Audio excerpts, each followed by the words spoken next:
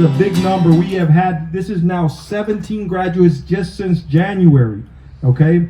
Make sure you see yourself in that point. Understand that these 5 students, while they all have their own unique stories, each of them have one common bond in that they're coming to school consistently and they're working hard at their goals on a daily basis. And so,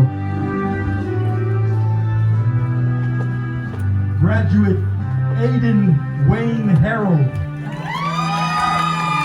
escorted by mentor teacher Mr. George Anthony.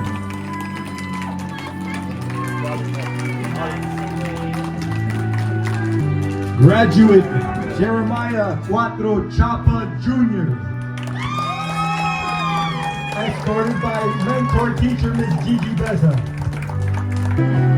Graduate Kit Hernandez, escorted by mentor teacher Ms. Giuliana Botello. Graduate Aiden Perry Sinclair, escorted by mentor teacher Ms. Gigi Beza.